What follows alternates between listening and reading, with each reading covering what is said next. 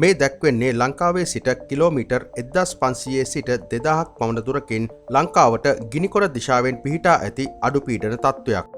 දැන් නැවතත් අසත්‍ය ප්‍රචාරයක් යනවා මෙම අඩුපීඩන තත්ත්වය ලංකාවට බලපෑමක් කරමින් සුළුකුණාටුවක් බවට පත්වෙනවා කියලා. එය සම්පූර්ණයෙන්ම වැරදි ප්‍රකාශයක්. එයට හේතුව තමයි මෙම අඩුපීඩන තත්ත්වය තිබෙන්නේ සමකයට පහළින් වීම. සමකයට පහළින් නිර්මාණය වන කිසිදු අඩුපීඩන තත්ත්වයක් කිසිදු අවස්ථාවක සමකය හරහා ගමන් කර පෘථුවියේ උතුරු අර්ධගෝලයට පැමිණීමක් සිදුවන්නේ නැහැ. එයට හේතුව තමයි පෘථුවියේ භ්‍රමණය නිසා සිදුවන කොරියෝලිස් ෆෝසස් නම් සංසිද්ධිය.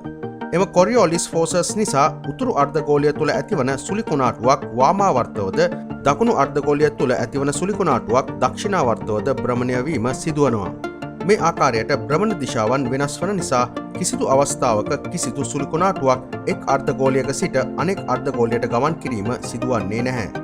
එනිසා මෙම අවස්ථාවේදී පෘථුවියේ දකුණු අර්ධගෝලයේ නිර්මාණය වී ඇති මෙම අඩුපීඩන තත්ත්වය කිසිදු ආකාරයකින් සමකය හරහා ගමන් කර ලංකාව දිශාවට පැමිණෙන්නේ නැති බව ප්‍රකාශ කරන්න පුළුවන්. එනිසා අසත්‍ය ප්‍රචාරයන්ට නොරවටී සිටින්න.